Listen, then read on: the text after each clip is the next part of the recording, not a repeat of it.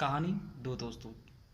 ऐसे दोस्त जो कभी एक दूसरे के बिना कभी जाते ही नहीं, कभी कोई ऐसा काम करते ही नहीं कि वो उनको अकेले करना पड़े। ऐसे दोस्त जब बिछड़ते हैं तो सोचिए उन्हें कितनी तकलीफ हुई होगी। दोनों हमेशा साथ रहते थे, किसी भी काम को कभी अधूरा नहीं छोड़ते थे। फिर किसी बात में आपस में अनबन हुई, इकोनॉमिकल कंडीशन दोनों की डाउन हो गई और दोनों अलग अलग रास्तों पर निकल गए। दोनों एक ही गांव में रहते थे क्योंकि उनके पास बहुत सारे पैसे नहीं थे, लेकिन पुश्तैनी एक ज़मीन थी दोनों के पास। थोड़ा थोड़ा टुकड़ा था तो दोनों गांव के दो सिरों पे चले गए। दोनों पैसे से पूजा कराते थे, दोनों के दोनों जाति से ब्राह्मण थे। तो एक बार की बात है, उसी गांव के बड़े साहूकार के घर में उनके पिताजी की डेथ हो गई। अब उसको डेथ में, आपको पता है कि जब किसी की मृत्यु होती है तो ब्राह्मण भोज कराया जाता है। तो उनको भी ब्राह्मण भोज कराने के लिए एटलीस्ट दो ब्राह्मणों की ज़रूरत थी।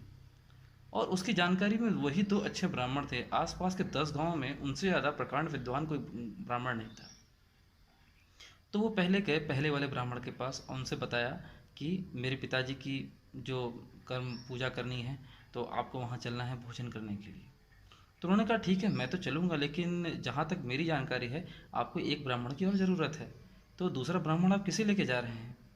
तो उन्होंने नाम बताया कि मैं इसको लेके जा रहा हूँ। नहीं नहीं नहीं, मैं नहीं आऊँगा।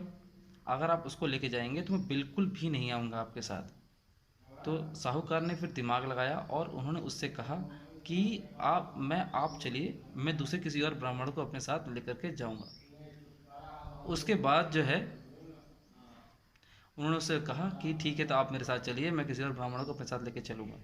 वो लेके गए उनको अपने साथ। कहे क्या अच्छा ये बताइए जाते जाते कि वो दूसरे वाले ब्राह्मण को अपने साथ में लेकर के मैं क्यों ना जाऊँ? उसने कहा यार वो गधा है, उसको साथ में लेके मत आओ तुम। तो साहूकार ने उसकी बात मान ली, अपने साथ लेकर के उन्हें चल पड़े।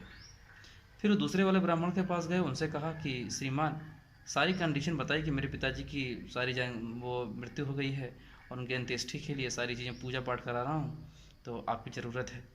तो वो भी मान गए। उन्होंने कहा ठीक है, दूसरा ब्राह्मण कौन है? तो उन्होंने बताया कि वो जो आपके दोस्त हैं, एक और ब्राह्मण रहते हैं, उनको बुलाया है। तो फिर दूसरे वाले ब्राह्मण ने कहा यार वो गधा है, उसको ना बुलाओ। तो उसकी बात उन्होंने मान ली और दोनों को उन्होंने अलग अलग निमंत्रण दिया। और निमंत्रण के बाद दोनों को अलग अलग कुटिया में बिठाया। दोनों जब खाने के लिए बैठे ही थे, दोनों के सामने अलग अलग घास परोस दी गई। पहले वाले ब्राह्मण ने कहा ये तो मेरी इंसल्ट है, घरा घनघोर, ये तो बेइज्जती है मेरी।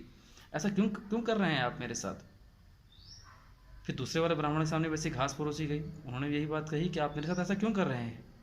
फिर दोनों ब्राह्मणों को साहूकार ने आमने सामने बुलाया। दोनों एक दूसरे को देख के चौंक गए और उससे साहूकार से एक स्वर में प्रश्न पूछा कि आपने हम दोनों के सामने घास क्यों परोसा?